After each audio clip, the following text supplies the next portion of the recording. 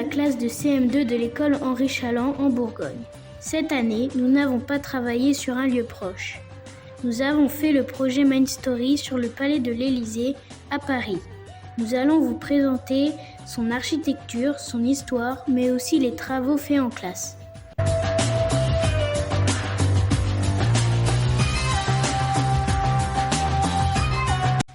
Le président de la République réside au palais de l'Élysée, à Paris, 55 rue du Faubourg Saint-Honoré. C'est près des Champs-Élysées et de la place de la Concorde. Le palais de l'Élysée est construit en 1718 et son premier nom est Palais d'Évreux, nom de celui qui l'a fait construire. Il a été agrandi au fil du temps et compte plus de 300 pièces aujourd'hui. Le palais a appartenu au roi Louis XV, puis Louis XVI en fait une résidence d'accueil des invités prestigieux étrangers.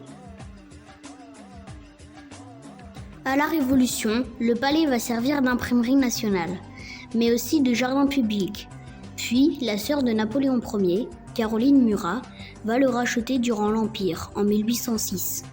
Napoléon y résidera quelques fois, puis y signera sa seconde et définitive abdication le 22 juin 1815 dans le Salon d'Argent.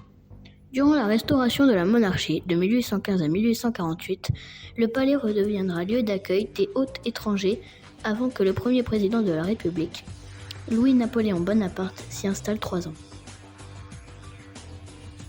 Il faudra attendre la Troisième République et 1873 pour que le palais de l'Élysée devienne officiellement et définitivement la résidence officielle du président de la République. Aujourd'hui, le bâtiment est toujours le même, mais de nombreux aménagements ont été faits, car 800 personnes y travaillent pour le président. Sécurité, entretien, correspondance, administration présidentielle.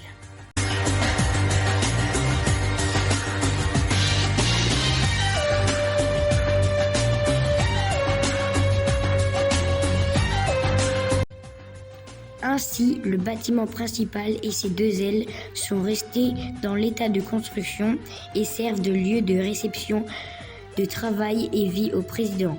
Mais les autres sites sont utilisés comme bureaux.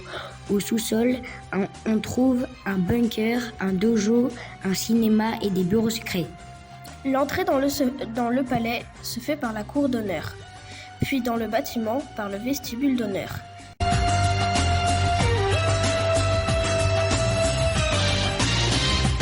Sur l'aile droite, au rez-de-chaussée, il est possible de voir la salle des fêtes qui prolonge le jardin d'hiver et la grande salle à manger Napoléon III.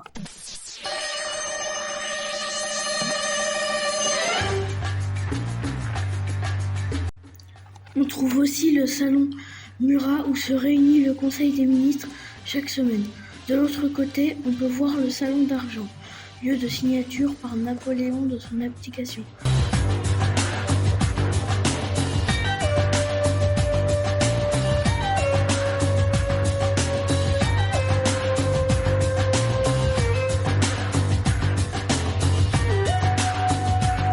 Le bureau du président se trouve dans le salon doré à l'étage, en plein milieu du bâtiment et donnant sur le jardin. Les appartements privés sont dans l'aile est à l'étage.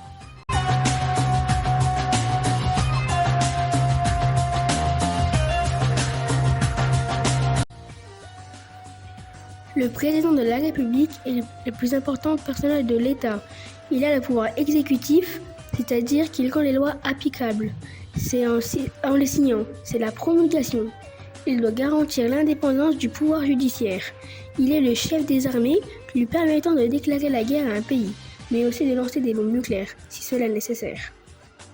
Le président de la République représente la France à l'étranger et peut négocier ou signer des traités entre plusieurs pays. Si l'Assemblée nationale ne fonctionne pas, il y a la possibilité de faire une dissolution, ce qui oblige à l'organisation d'une nouvelle élection législative pour choisir les 577 députés.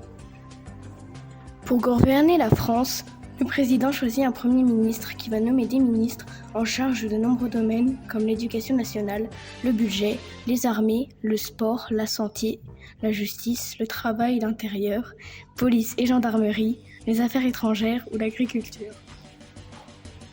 Le président actuel est Emmanuel Macron, élu en 2017 puis réélu en 2022.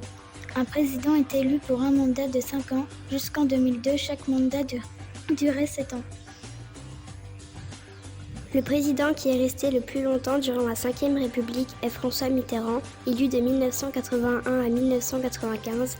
Il a fait 2 mandats complets de 7 ans et 3 autres présidents ont été réélus, Charles de Gaulle, Jacques Chirac et Emmanuel Macron. Pour le projet Main Story, durant l'année, nous avons fait de nombreuses activités. Nous avons commencé par faire un escape game en ligne, de découvrir du projet qui au final nous a fait découvrir le site à modéliser le palais de l'Élysée.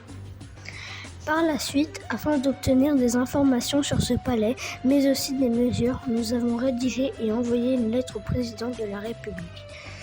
Il ne nous a pas répondu directement, mais nous avons reçu une réponse. Il était impossible de pouvoir aller sur place, prendre des mesures ou visiter. Mais nous avons eu un livre présentant le palais. Plus tard, en art, nous avons dessiné la façade principale du palais donnant sur la cour d'honneur. Et cette observation a permis de voir les grandes lignes du bâtiment, les alignements et symétries pour la suite du projet.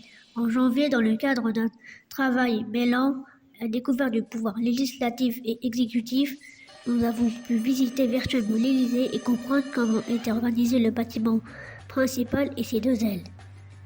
Nous avons complété un plan indiquant les pièces les plus importantes du palais. Nous avons aussi pu réaliser des mesures des façades extérieures grâce à l'outil Géoportail. Cela a permis de proposer des grilles posées sur des photos du site afin de réaliser des grilles de construction. Nous avons en mars réalisé chacun la grille de construction de la façade principale, puis nous avons pu à tour de rôle la modéliser dans Mindtest. Depuis avril, nous sommes passés aux autres façades et chacun s'occupe d'une partie de la construction en atelier un peu tous les jours. Voici une visite de l'Élysée comme nous l'avons réalisée à ce jour.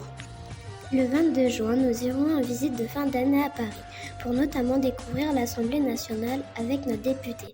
Nous passerons à pied devant l'Élysée, puis nous aurons la chance de découvrir l'Arc de Triomphe.